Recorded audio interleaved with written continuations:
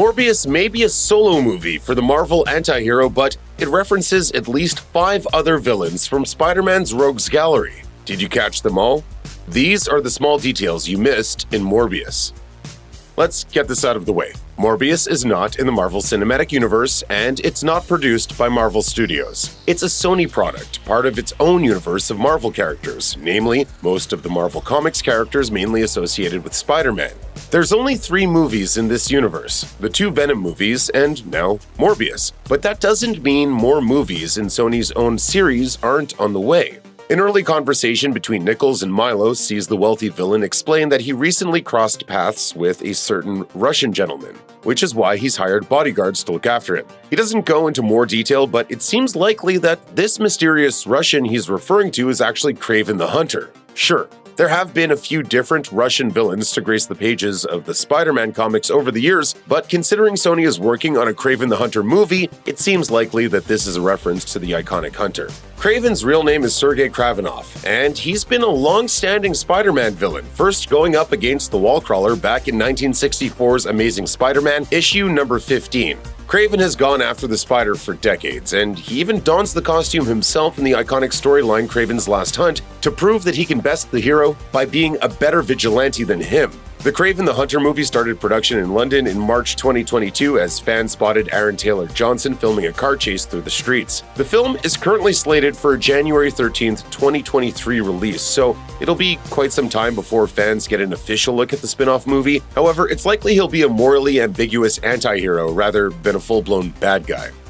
One of the key locations in the film is Horizon Labs, where Morbius looks after children with the same blood disorder that he has, while also carrying out his research into curing the condition. This isn't just a random name. Horizon Labs has been a huge part of the Spider-Man comics in the last decade, as Peter Parker worked there during Dan Slott's run on the character. It's a place for gifted scientists to work on the most cutting-edge technology and ideas without the restraints of having to pitch them to a board of directors. Morbius also works for Horizon in the comics, and he's the one who creates a serum that saves everyone in New York when the events of Spider Island turn everyone into giant arachnids. But he's not the only villain to grace the laboratory's halls. Otto Octavius, aka Dr. Octopus, also works for the company after he transfers his consciousness into Peter's brain in Amazing Spider-Man issue number 700. And he uses Horizon as a way of developing new technology for his own heroic career. It's also worth pointing out that Horizon also has a floating laboratory on a boat called the Zenith, so they can also operate in international waters. But it's got a different name in Morbius. A key sequence in the film sees Morbius undergo his experimental procedure with the help of his love interest/colleague, Martine Bancroft, on a huge ship way off the coast of Long Island. This is because the procedure isn't approved by the United States Food and Drug Association, so they won't be prosecuted just for carrying it out. It all goes south when Morbius transforms into a blood-suckling monster and slaughters the gang of mercenaries that they've hired to protect them. Awkward. But the ship itself is called the Murnau, a neat reference to the famed director F.W. Murnau, who helmed the first ever vampire movie, 1922's Nosferatu. The German silent film is an unofficial adaptation of Bram Stoker's Dracula and follows similar story beats to the original tale, including scenes where Count Orlok kills the crew of a ship as he travels from Transylvania to Germany. Although Morbius is far from a traditional vampire story, with the main character explicitly being a living vampire, it's nice to see an homage to the very first cinematic bloodsucker in this unorthodox modern-day take. Just in case it isn't clear that Morbius takes place in the same universe as the hugely successful Venom franchise, the film spells it out for the audience a couple of times over the course of Morbius's adventure. When the authorities first find the Murnau with a horde of bled-out bodies on board, FBI agent Rodriguez notes to Agent Stroud that they haven't had a weird case like this since, around fall 2018? We haven't had anything this good since that thing in San Francisco. It's an obvious reference to Eddie Brock and Venom, demonstrating that the symbiotic anti-hero isn't exactly a secret on the streets. The Lethal Protector got into even more trouble in the 2021 sequel Let There Be Carnage when he went up against the twisted Cletus Cassidy. And when Morbius takes over an underground lab used by a counterfeit gang, he jokingly intimidates one of them by making a reference to the Lethal Protector. I am Venom. This means that news about Venom has spread across the country, although it's not quite clear what the public knows about the symbiote, other than the fact that he occasionally eats criminals and fights other alien goo monsters in San Francisco. It's also not clear why Michael Morbius knows Venom's cool line either. Maybe you saw the movie. We are Venom. It'll be interesting to see whether Venom and Morbius will ever share the screen together, but Sony seems dead set on delivering a Sinister Six team-up movie at some point. Venom isn't usually a member of that team, at least not in the comics, but it's still a possibility that they might team up on screen. Sony might not have the rights to the character, but Morbius writers Matt Sazama and Burke Sharpless managed to squeeze a Hulk reference into the movie nonetheless. Although Morbius's transformation cures him of his blood disorder and grants him enhanced speed and strength, as well as a unique echolocation ability, it also means that he has to feed on blood so that he doesn't revert back to his sickly self. He manages to sustain himself on artificial blood for a little while, but it just doesn't last as long as the real thing. And when Morbius finds himself wrongfully locked up in the Manhattan detention facility for the murder of a nurse in Horizon Labs, he starts to get a little hangry. He makes it clear to Rodriguez and Stroud how desperate he is for blood, saying, "You won't like me when I'm hungry." While he doesn't say it these days, the line is a definite callback to the Incredible Hulk TV series from the 1970s, starring Bill Bixby as Dr. David Bruce Banner and Lou Ferrigno as the titular Green Monster. Don't make me angry. You wouldn't like me when I'm angry.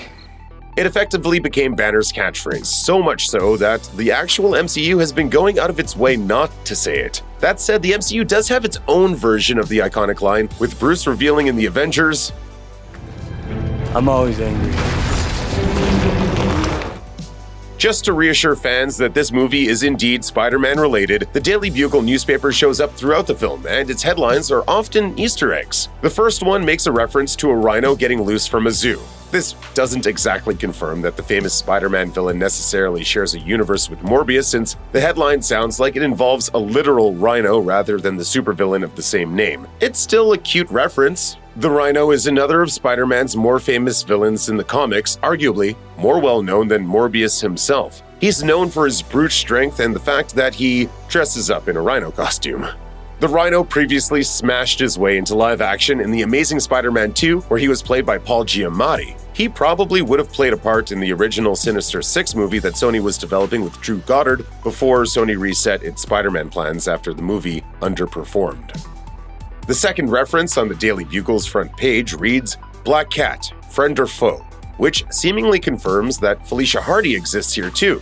The character previously appeared in The Amazing Spider-Man 2, played by Rogue One star Felicity Jones in a minor role. She briefly shows up as one of the assistants working at Oscorp before Harry Osborn notices her and hires her as his personal assistant. She was also presumably going to have a larger role in that universe before Sony scrapped the third installment of The Amazing Spider-Man. Black Cat is an iconic character in the Spider-Man mythos, largely because she's one of the web-slinger's frequent love interests. The burglar first appears in 1979's Amazing Spider-Man issue number 194, when she hatches a plan to break her dying father out of prison. It also establishes that anyone who crosses her falls foul of her bad luck, riffing off the common superstition regarding actual black cats. It's highly likely that Black Cat will show up in a future film, with Sony already having at least one movie for the character in development. The studio was originally planning to use the femme fatale alongside mercenary Silver Sable in a team-up adventure titled Silver and Black from director Gina Prince Bythewood. The movie was set aside, and the director moved on to other projects. However, the filmmaker told Looper in 2020 that she'd love to return to the characters with the script she wrote. But wait, there's a third Daily Bugle headline referencing yet another member of Spidey's rogues gallery. Chameleon's great escape suggests that Dmitry Smerdyakovs has already had a brush with the authorities and has even managed to escape prison if it's on the front page of the Bugle. Although many of the web-slinger's villains take inspiration from animals, Chameleon doesn't actually dress up like the reptile he's named after. Instead, he's a master of disguise and can impersonate anyone he likes to carry out robberies and assassinations. Surprisingly, fans might have already seen a version of Chameleon in live action, with a Dimitri showing up in Spider-Man Far From Home as one of Nick Fury's associates. That is Dimitri. He's played by Newman Akar in the MCU. But he doesn't actually get to do anything comparable to his comic book origins. Chameleon first shows up in 1962's Amazing Spider-Man issue number 1, where he steals highly classified missile plans and frames the titular hero for the crime. The white mask-wearing villain will next be seen in the Kraven the Hunter solo movie, this time played by Fred Heschinger. It's worth pointing out that Chameleon is actually Kraven's half-brother, so hopefully that dynamic gets the spotlight in the 2023 movie. It just wouldn't be a comic book movie if the big bad didn't go after the hero's love interest in the dramatic finale, and Morbius is no exception. Unfortunately, Milo catches Martine Bancroft and forces her to cry out for her moody vampire beau in a bid to kickstart the predictable final battle. A hero and a villain with the same set of superpowers? Groundbreaking. Anyway, he ultimately leaves Martine bleeding out on a rooftop for Morbius to find her. In a generous act of sacrifice, she lets the good doctor drink her blood so he's fully powered to kill Milo. But before she dies, a drop of Morbius's own blood drips into her mouth and she licks her teeth with it. Weird, but hey, she's dying, so he won't judge. One of the final moments of the film sees Martine wake up with bright red eyes, implying that she's returned as a vampire. This could be picked up in a Morbius sequel, and there's a precedent for it in the 30th issue of the comic book Fear, in which Martine is turned into a vampire by an enemy of Morbius. Although she becomes a living vampire like Morbius, her newfound abilities make her aspire to be a true vampire like Dracula. Oh dear. Hello, Martine Bancroft, and bring on Morbius 2. Check out one of our newest videos right here. Plus, even more Looper videos about your favorite movies and TV shows are coming soon. Subscribe to our YouTube channel and hit the bell so you don't miss a single one.